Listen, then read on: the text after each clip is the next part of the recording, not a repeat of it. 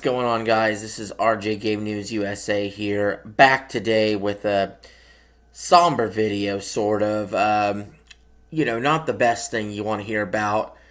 Now, anytime we do these kind of videos where we talk about people losing their jobs or get laid off, you notice there won't be any background music and not even sad, melancholy music because honestly, it's a serious situation. We're going to jump right into it.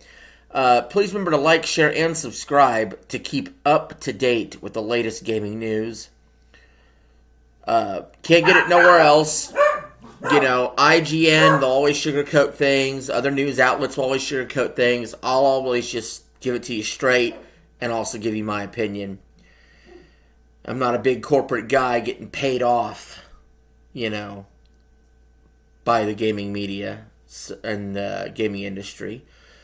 So, without further ado, let's just rip the Band-Aid off. So here's the article. Warner Bros. Games is undergoing significant restructuring resulting in the shutdown of 3 studios, Monolith Productions, Player First Games, and Warner Bros. Games San Diego. This move is part of a strategic shift to focus on core franchises, including Harry Potter, Mortal Kombat, DC, and Game of Thrones. By the way, I played Mortal Kombat 11 earlier on stream. I was about halfway through the campaign. The stream cut out on me and ended it earlier. I would have went through the full campaign. So I stream on my channel. If you guys like streaming, check that out too. Back to the article.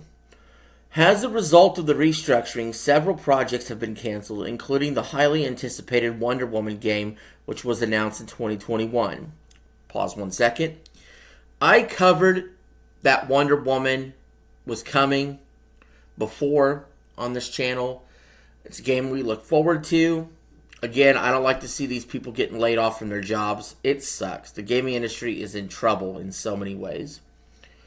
Back to the article. Monolith Productions, the studio behind Wonder Woman, is known for its work on Middle-earth: Shadow of Mordor and Middle-earth: Shadow of War. I played those. They were pretty good. The decision to shut down these studios and cancel projects is likely due to the company's effort to reduce cost and boost profitability in its gaming division. That's what they're all doing. Warner Bros. Discovery is not alone in the struggle, as the gaming industry as a whole is facing challenges due to high inflation and decreased consumer spending. So, I do want to touch on this. So this idea that inflation's higher, that's true, but it's true in many industries. It's true across the world. It's true in every facet of life.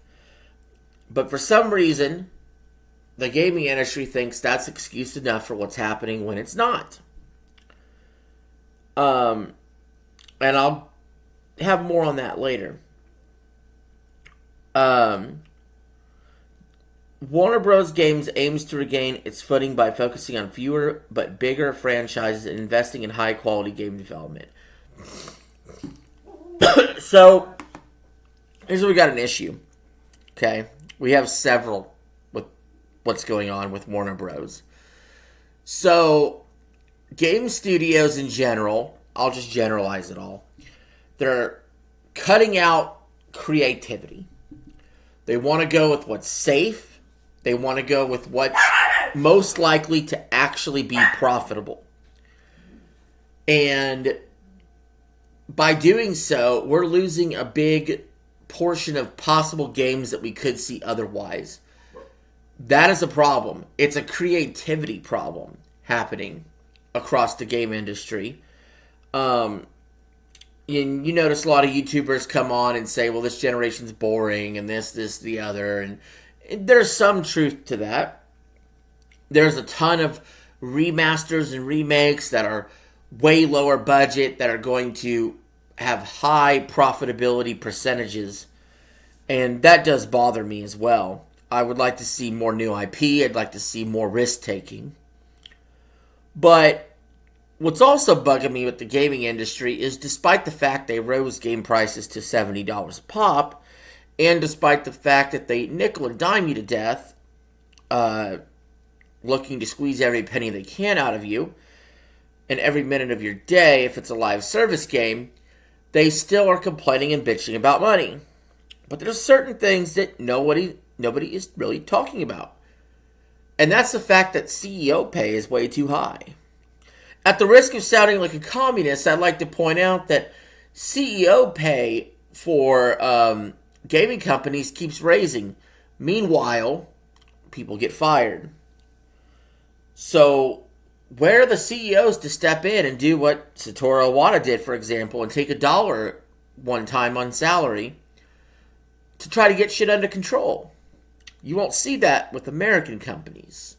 You'll also notice that Japanese developed games are being developed quicker, and they're being developed at a higher profit margin, and with less bugs, less glitches, less problems as well. So I think the Western part of the industry, the United States in particular, we need to take some cues from our friends in Japan when it comes to how to develop games quickly, cheaply, and efficiently. While at the same time respecting the customer and respecting the employees a little better. So I think there's a lot of lessons to learn here. And as far as the decreased purchasing from gamers, well, some of that's subscription services. I know for me in general, if you just sign up for a Game Pass or a PlayStation Plus service, you're being bombarded with so many games that there may not be time for the a la carte purchase. One thing I will say is, despite the fact the entire gaming industry seems to be heading this way, Nintendo remains more with the old model. They have exclusives. They only sell their games at full price. They don't put them on services. And they tend to sell millions upon millions of copies because those games are must-have, must-play games that review very well, while also being low budget and high profit. Now, granted, I wouldn't want the entire gaming industry to be like Nintendo, because variety is the spice of life. Am I right?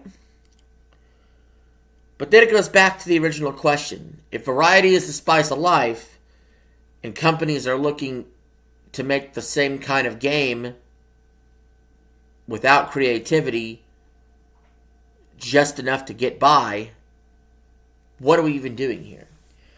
At what point does the art of the gaming industry fade away into the cold hands of corporatism?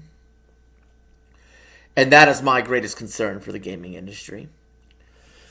So, if y'all like that video, please remember to like, share, and subscribe, and comment below your thoughts on WB shutting down 3 studios and what you think we could do to fix it.